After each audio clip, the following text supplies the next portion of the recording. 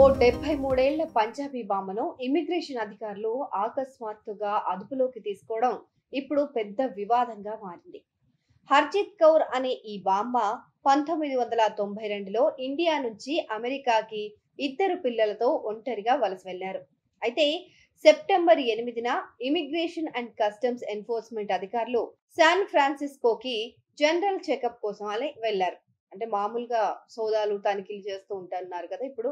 అంటే వీసా అందరికి సరిగ్గా ఉందా లేదా అని సడన్ గా ర్యాపిడ్ గా అట్లా ర్యాండమ్ గా చూస్తూ ఉన్నారు. అక్కడే ఆమె వీసా డాక్యుమెంట్స్ సరిగ్గా లేవని చెప్పి హర్జిత్ కౌర్ గారిని గుర్తించారు. అక్రమంగా నివసిస్తుంది ఇక్కడ అంటూ ఆమెను నిర్బంధించారు. మరుసటి రోజు ఆమెను బేకర్స్ ఫీల్డ్ లోని మెసా వెడ్డే డిటెన్షన్ సెంటర్ కు తరలించారు. ఈ ఘటన ఇండియన్ కమ్యూనిటీని షాక్ కి గురిచేసింది. గ్రానీని వదిలిపెట్టాలని నిరసన జ్వాల ఎగిసిపడింది.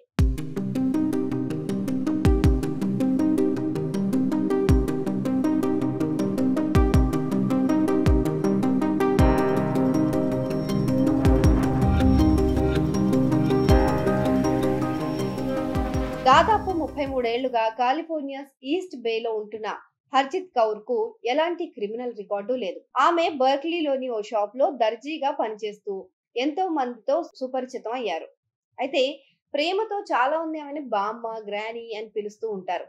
ఆమె మనవరాలు సుఖ్దీప్ కౌర్ మాట్లాడుతూ ఆమె ఏమైనా క్రిమినలా, ఎందుకు ఆమెను అలా అరెస్ట్ చేస్తున్నారు, ఎందుకు డీటైన్ చేస్తున్నారు అని చెప్పి, ఆమె మా బామ్మ మాత్రం కాదు, అందరికీ ఆమె బామ్మ, అందరితో చాలా బావుంటారు అంటూ కన్నీళ్లు పెట్టుకుంది.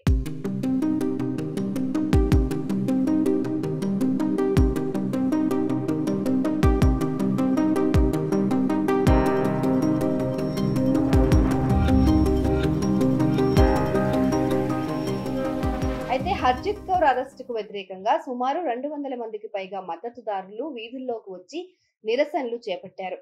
మా గ్రానీ జోలికి రావద్దు అంటూ, బామ్మను ఇంటికి పంపించేయండి అంటూ ప్లకార్డులు పట్టుకొని మరీ గట్టిగా నినాదాలు చేశారు.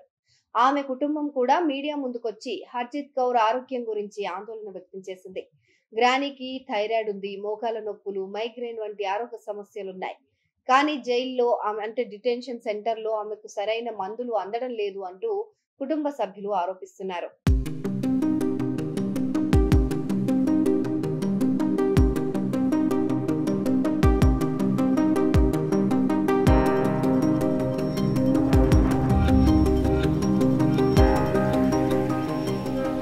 అయితే ఇమిగ్రేషన్ చట్టం ప్రకారం హర్జిత్ కౌర్ వీసా డాక్యుమెంట్స్ సరిగ్గా లేవని 13 ఏళ్ల క్రితమే అధికారులు గుర్తించారు. ఆ నోటీసులు తీసుకురావాలని, లేకపోతే ఆమెను ఇండియాకి తిరిగి పంపించేయాలని నోటీసులు ఇచ్చారు. కానీ ఆమె కుటుంబం అక్కడే ఉండటంతో ఈ వయసులో ఆమెను ఒంటరిగా పంపించలేమని, ఆమెకు ప్రభుత్వం ఇక్కడే ఆశ్రయం కల్పిస్తే బాగుంటుందని ఓ పిటిషన్ దాఖలు చేశారు కుటుంబ సభ్యులు. ఈ పిటిషన్ ను కూడా 2012లో తిరస్కరణకు గురైంది. అప్పటి నుంచి ఇమిగ్రేషన్ అధికారులు ఆమెను అమెరికా నుంచి పంపించేయడానికి ప్రయత్నాలు చేస్తున్నారట. అయితే ఆవిడ ఇండియా తిరిగి వెళ్ళడానికి కావలసిన డాక్యుమెంట్స్ ఇవ్వాలని ఇండియన్ కాన్సులేట్ ను కూడా అడిగారట. కానీ వాళ్ళందుకు నిరాకరించారు. మా దగ్గర ఎక్కడుంటాయి, మేము తేలేము అని చెప్పేశారు.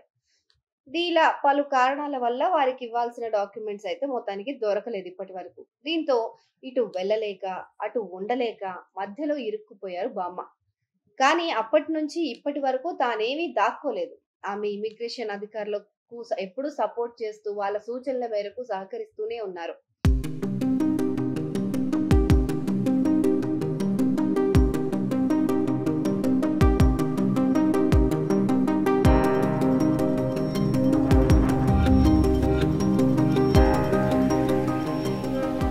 అయితే ఇక డిటెన్షన్ సెంటర్‌కి వెళ్ళిపోయిన తర్వాత చివరిసారి తన ఫోన్‌లో మాట్లాడినప్పుడు ఆమె ఏడుస్తూ సహాయం కోసం బ్రతిమాలినట్లు ఆమె బంధువులు చెప్తున్నారు.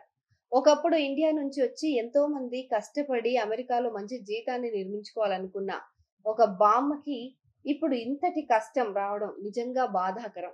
ఈ సంఘటన కేవలం వీసా సమస్య మాత్రమే కాదు, వలసదారుల జీవితాల్లో బాధను, భయాన్ని వెలిబుచ్చుతోంది.